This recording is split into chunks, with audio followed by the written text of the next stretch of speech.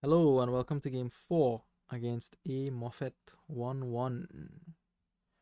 We have draw, we have actions, we have plus buy, we have King's Court. So it looks like one of these kingdoms where stuff a bunch of actions in your deck with King's Courts and then hope for the best because we don't have any trash in, so you just have to hope to connect all your pieces together before your opponent does. Um, King's Court on Barbarian looks particularly nasty, but we have to set up the draw first for that. That probably is how the game will be determined, I feel. That is devastating. King's Court on Barbarian. 3 or 6 Barbarian plays a turn is not pleasant. So I open with Port, which looks funny, but it's not that funny because of way of the mouse. So I may have just opened double cargo ship and Oasis. Amoffett does the same. The actions will also help bring down the cost of Peddler. Here's our cargo ship. It looks like a port, but it's really a cargo ship. And on 5, we will put a paddock into the cargo ship to try to get the draw running. That is critical in the first part of this game here before you could start adding nice cards like Barbarians and Conspirators. Amoffett gets their paddock as well, stored in a cargo ship. Here, this is lucky and helpful to me. 6 is going to be a marquee. We learned from last season, marquee is a good card, very good card. Just buy the marquee, it draws a lot and you'll feel happy. Amoffett also gets their marquee. Okay, so far everything identical, I believe. Here, I could play this port as a port, but the odds of me drawing into the marquee here, 1 in 8. There's also a horse there, so okay, 2 in 8, that's not great. So what I choose to do instead is try to put some helpful cards at the top of the deck, which I thought were 2 ports. Hopefully they connect with the marquee. 2 horses come out for Amoffett here, and they play their marquee as a cargo ship, not as a marquee. Gets another paddock.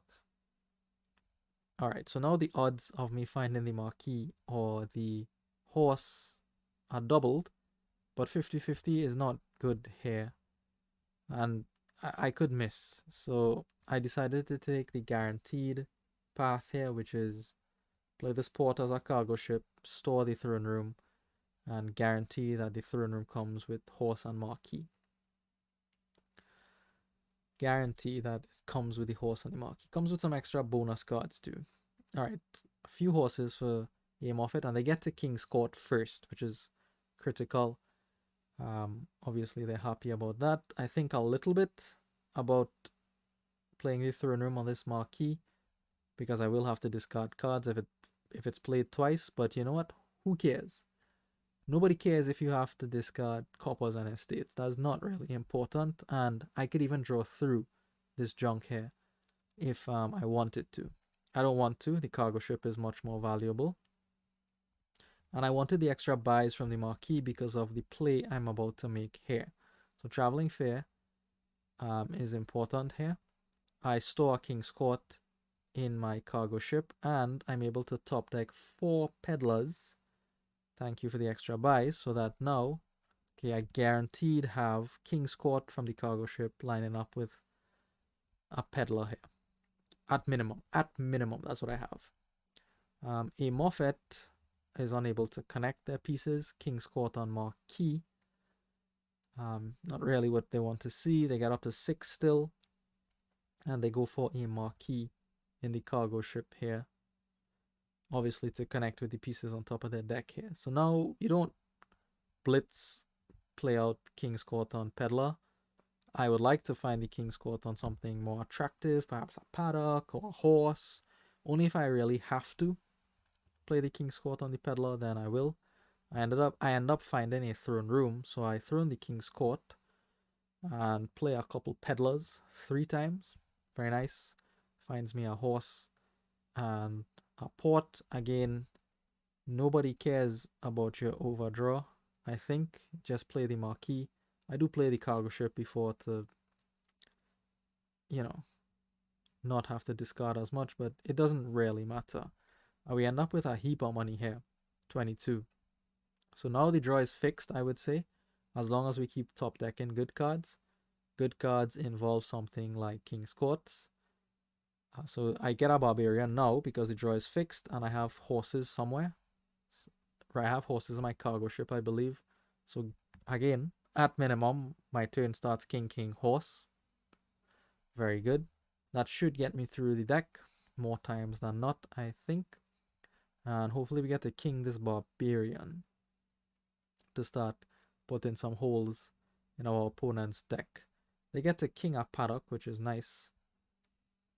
11 is going to be King's Court on top and some peddlers as well.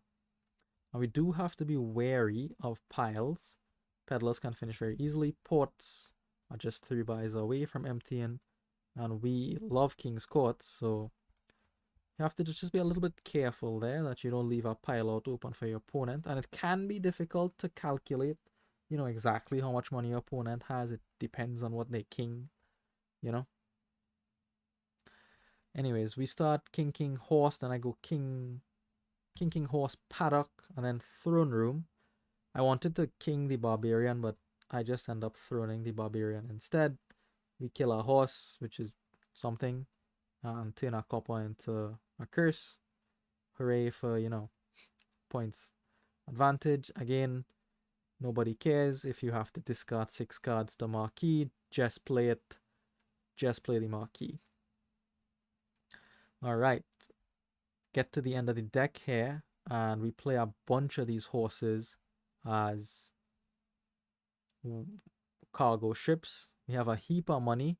Again, you have to be careful about how you build here. You do want to top deck things to not brick on your turn, but you also want to maintain a points lead. I don't have to figure it out. Amoffett resigns. That's game 4. Thank you for watching, and I will see you in the next one.